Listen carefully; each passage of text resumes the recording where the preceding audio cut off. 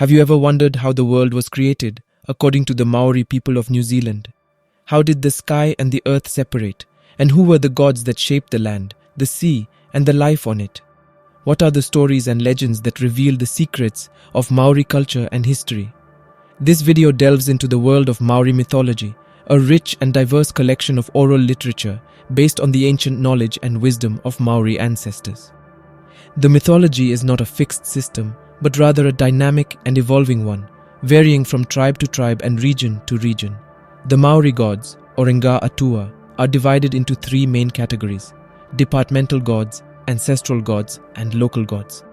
These gods are responsible for specific domains of nature, such as forests, seas, and wind, and interact with humans. The video explores their origins, personalities, symbols, and deeds, as well as their differences from other Polynesian myths and the values and beliefs of the Maori people. Welcome to Mythos Fact, the channel where we explore the myths and facts of different cultures and civilizations. If you are new here, please consider subscribing and hitting the bell icon to get notified of our latest videos if you are already a subscriber.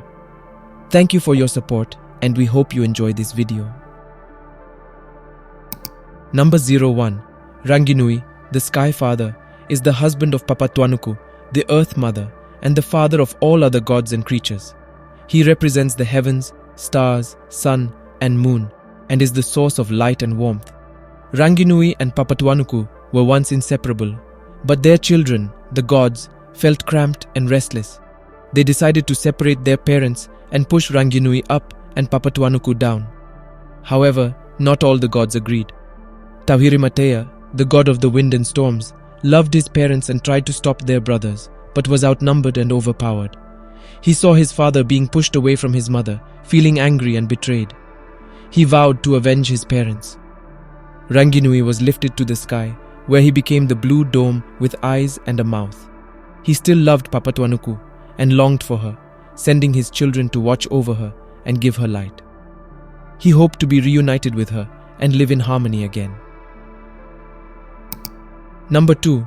Papatuanuku, the Earth Mother, is the wife of Ranginui, the Sky Father, and the mother of all other gods and creatures. She represents the land, soil, rocks, and plants, and is the source of life and nourishment. Papatuanuku and Ranginui were once inseparable, but their children, the gods, lived in the darkness between them. They decided to separate their parents and push Ranginui up and Papatuanuku down. However, not all the gods agreed. Tāwhirimātea, the god of the wind and storms, loved his parents and tried to stop their brothers, but was outnumbered and overpowered. He saw his mother being pushed away from his father and vowed to avenge his parents. Papatuanuku was pushed down to the earth, where she became a green figure with breasts and a vagina. She still loved Ranginui and longed for him, shed blood of grief into rivers and lakes, and gave birth to her children, the plants and animals. She hoped to be reunited with him and live in harmony again. Number 3. Tāne, the god of the forest, birds, and humans, is the son of Ranginui and Papatuanuku and the brother of other departmental gods. He represents the forest, birds, and humans and is the source of knowledge and beauty. Tāne was the leader of the gods who wanted to separate their parents and create more space and light. He succeeded by pushing Ranginui up to the sky and decorating Papatuanuku with trees and flowers. He also brought birds from the sky and taught them to sing and fly. Unsatisfied with his creation, Tāne went to the underworld, found sacred red clay, and created Hineahone, the earth-formed woman. She became the first human and the mother of all humans. Tāne was a benevolent and generous god who gave humans gifts like fire, art, music, and language, and taught them to live in harmony with nature and respect their ancestors. Number 4. Tāngaroa, the god of the sea, fish, and reptiles, is the son of Ranginui and Papatuanuku and the brother of other departmental gods. He represents abundance and fertility and was a part of the gods who wanted to separate their parents and create more space and light. Tāngaroa was disappointed when Tāne took most of the land for himself and left only a small part for him. He took revenge on Tāne and his forest children, sending waves, floods, and storms to reclaim the land. He was angry with the humans who used his fish and reptiles as food and demanded respect and rituals. Tāngaroa was a powerful and unpredictable god who could be both generous and cruel. He was feared and revered by the Maori people, who depended on the sea for their survival. He is often depicted as a man with a fish tail and a trident, symbolizing his dominion over the sea and its creatures. Number 5. Tāwhirimātea, the god of the wind and storms, is the son of Ranginui and Papatuanuku and the brother of other departmental gods. He represents the wind, storms, and weather, and is the source of power and wrath. Tāwhirimātea was the only one who did not want to separate his parents and wanted to create more space and light. He opposed his brothers and tried to stop them from pushing Ranginui and Papatuanuku down. When outnumbered, he felt sad and angry and decided to punish his brothers and their children. He unleashed his fury on his brothers and their children, causing hurricanes, tornadoes, gales, thunder, lightning, fire, tidal waves, floods, and rain. He was especially hostile to Tāne and his forest children, who separated from his parents. Tāwhirimātea was respected and feared by the Maori people, who depended on the wind and weather for navigation and agriculture. Number 6. Tumatawenga, the god of war, hunting, and humans in Maori mythology, is the son of Ranginui and Papatuanuku, and the brother of other departmental gods. He represents courage and strength, fighting against all his siblings and their children. Tumatawenga was the ancestor and protector of the humans, teaching them how to make weapons, hunt, fish, build and defend their villages, and wage and win wars.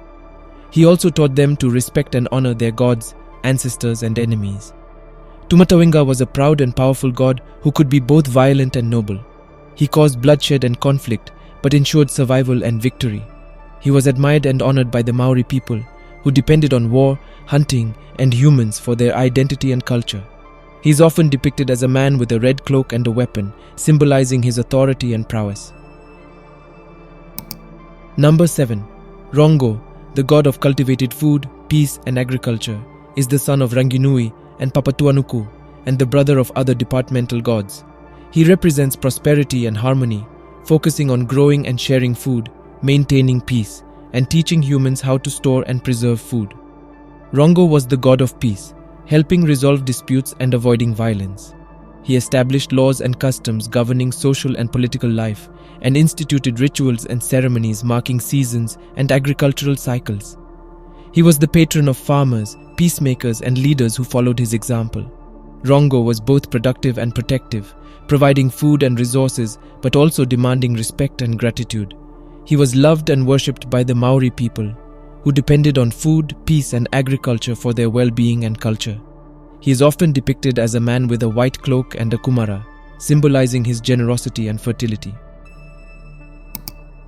Number 8. Haumia, the god of wild food, uncultivated plants, and fern roots, is the son of Ranginui and Papatuanuku, and the brother of other departmental gods in Maori mythology. He represents these resources and is the source of sustenance and resilience. Haumia was humble and hidden, focusing on growing and sharing food and living in harmony with nature. He taught humans how to find and collect food from the wilderness, cook and eat it, and use it as medicine and dye. Haumia also protected humans from the dangers of the wilderness, such as cold, hunger, and predators.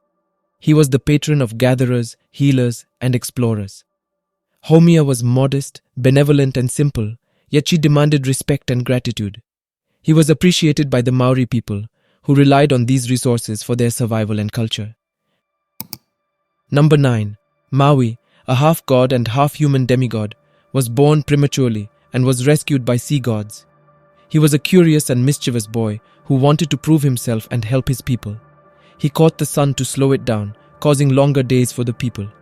He stole fire from the underworld to bring it to the people, transforming himself into a hawk and fleeing to the underworld.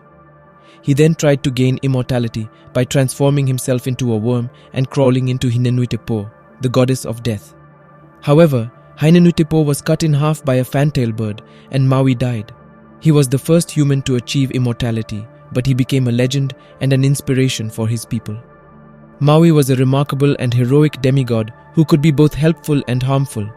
He was loved and admired by the Maori people, who depended on fire, magic, and trickery for their survival and culture. He is often depicted as a young man with a fish hook and curly hair, symbolizing his adventure and charm. Number 10. Aoraki, the ancestral god of the South Island and the mountains, is the son of Rakinui, the Sky Father, and Pohauti, the misty sea. He represents the South Island, the mountains and the snow, and is the source of pride and identity.